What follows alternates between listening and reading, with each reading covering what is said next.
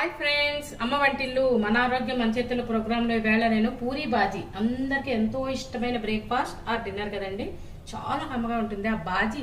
పూరీకి పర్ఫెక్ట్గా ఎలా చేసుకోవాలో చెప్తాను చూడండి, చాలా బాగుంటుంది. అందరూ తప్పకుండా ట్రై చేయండి.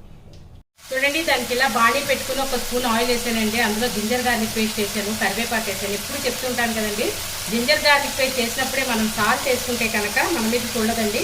అలాగే పోపు దినుసులు, ఆవాలు, మినపప్పు, జీలకర్ర, శనగ పలుకులు ఇవన్నీ చక్కగా కలర్ వచ్చే వరకు వేయించుకోవాలండి. అలాగే మనం తీసుకున్న జింజర్ గార్లిక్ పేస్ట్ పచ్చివాసన పోయే వరకు కొంచెం వేయించుకున్న తర్వాత చూడండి ఇంకా ఏమేమి కలుపుతాను. కూర చాలా కమ్మగా కుదురుతుందండి.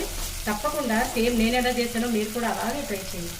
రంగుకు రంగు మన ఆరోగ్యానికి ఆరోగ్యం అండి. పసుపు కూడా వేసుకుంటే మంచి కలర్ వస్తుంది. అలాగే మన ఆరోగ్యానికి కూడా చాలా మంచిది కదండి. ఏ కూరలో వేసుకున్నా చాలా మంచిది. కొన్ని ఇవన్నీ వేయకుండా మనం ఉల్లిపాయ అవి వేస్తాను. అలాగే చెప్పాను కదండి, ఉల్లిపాయ ముక్కలు పోపు వేగిన తర్వాత ఉల్లిపాయ ముక్కలు, పచ్చిమిరపకాయ ముక్కలు ఈ రెండు కూడా చక్కగా వేయించుకోవాలండి. వేయించుకున్న తర్వాత కొద్దిగా టమాటా, అలాగే పీస్ అన్నీ వేస్తానండి. చాలా బాగుంటుంది, అంటే డిఫరెంట్గా చేస్తానండి.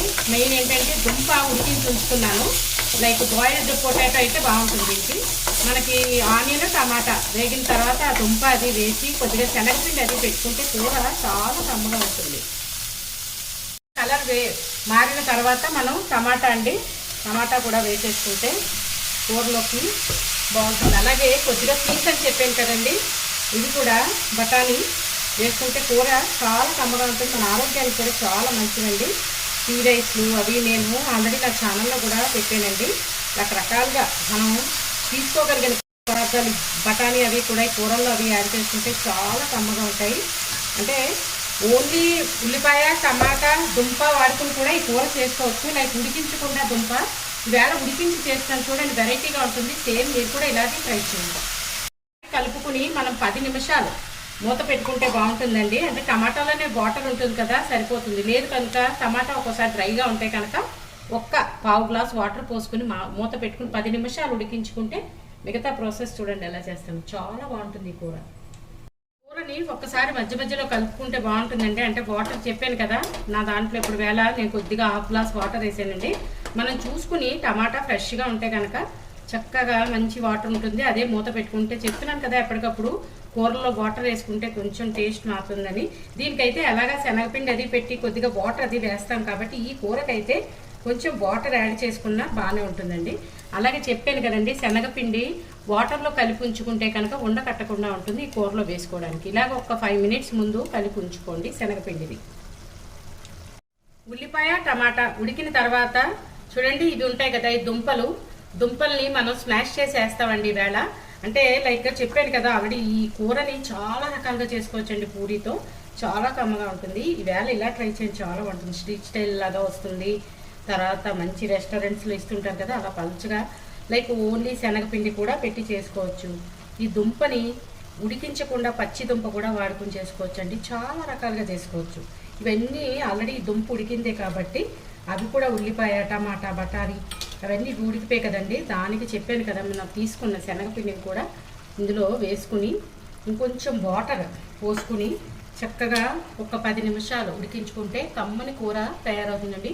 పూరితో కానీ చపాతీతో కానీ ఇది పర్ఫెక్ట్ కాంబినేషన్ పూరీకండి.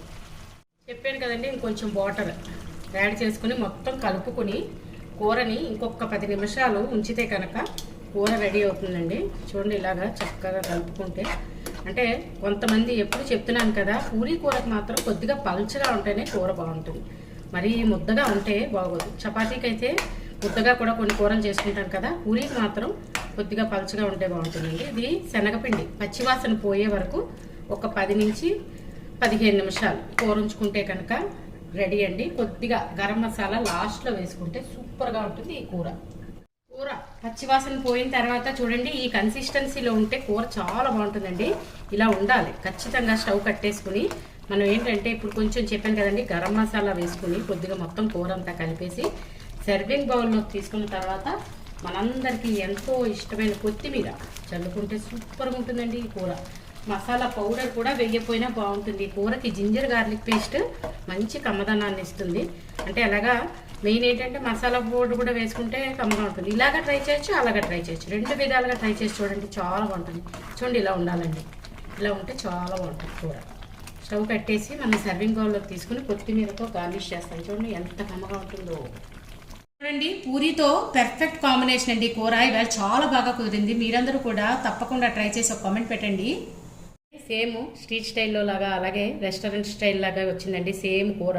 అలాగే చూడడానికి కాదండి, తినడానికి కూడా చాలా బాగుంది. ట్రై చేసి చూశాను, చాలా కమ్మగా ఉంది. తప్పకుండా ట్రై చేసి కామెంట్ పెట్టండి.